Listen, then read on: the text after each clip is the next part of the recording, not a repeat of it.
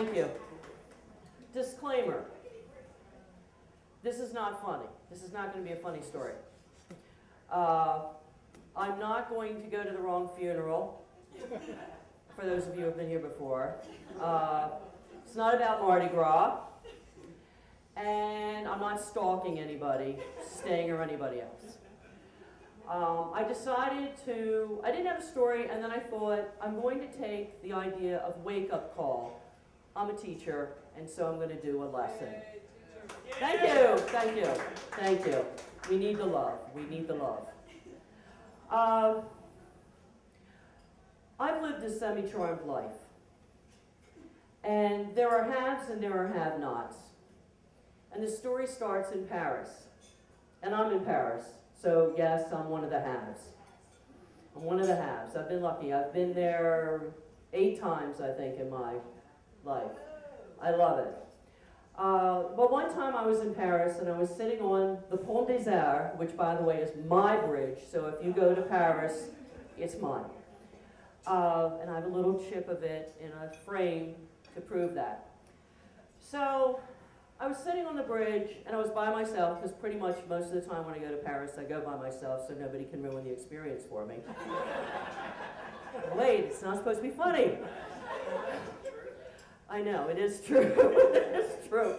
Anyway, I was sitting there, and I was on this bench, and there was a woman sitting next to me who had a book on the Louvre, and this bridge is right across from the Louvre. And long story short, it was in English, and I thought, oh, well, gee, I bet she speaks English. So I looked down and I said, do you speak English? And she said, yes. Okay, in an accent, which is fine. It turned out that she was visiting Paris because she was in London getting her MBA at the London School of Economics.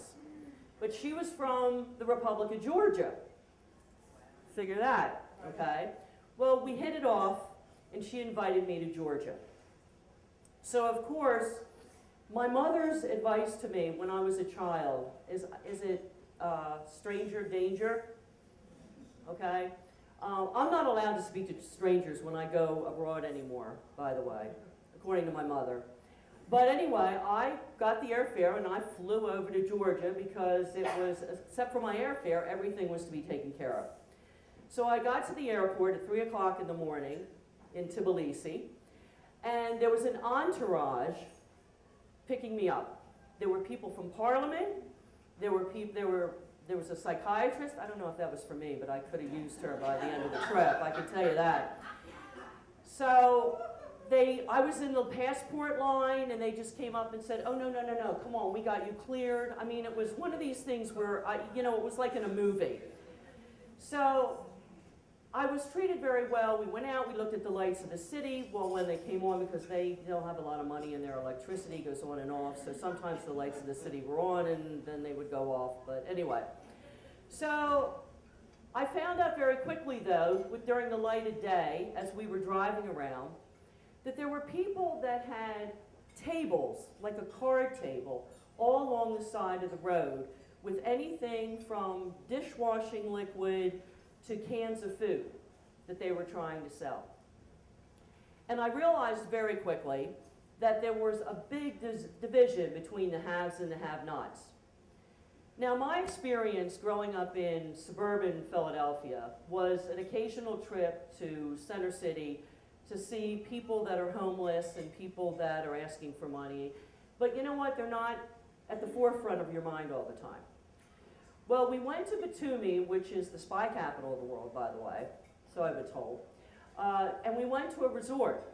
And on the way to the resort, we stopped at a friend's hotel. And we went into the hotel, and I was very confused, because I figured it was about a 3- or 4-star hotel. And there were people that were dressed like this crowd, and that's not a put down, that's a compliment. But then there were people that looked like they were wearing the clothes, the only clothes that they owned. And I found out very quickly that they were refugees from the mountains who rebels had displaced from their homes, and they literally left with the clothes on their back, and that's all they had. The government had nowhere to put them, and they put them in half of this hotel. So I have never seen, I'm going to be honest, I never saw a refugee before. I never spoke to one, and I wasn't able to speak to them. I found out they got enough money for a loaf of bread and some milk for a week, and this was a family. So it was very, very upsetting to me. So a lot of my vacation money went to buying candy, because they would be on the beach walking up and down, and it was hot. It was hot and humid. And they walked up and down in very heavy garb, selling this candy. Now the candy was good. Candy was good. It's called, now I looked it up again, it's Churchnia, I think that's how you say it. If anybody here is Georgian, I'm sorry if I'm butchering your language. And it was delicious candy. But my friends and I sat there, and we bought and bought and bought, and so we had a ton of food on our blanket on the beach, because all we wanted to do was give the money to these people.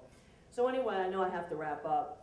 I just want everybody to be grateful for what they have. I mean, I look forward to the mac and cheese here, you know, every Story Slam, and I thank the Lord that I don't have to think twice before I have to pay for it. So, thank you.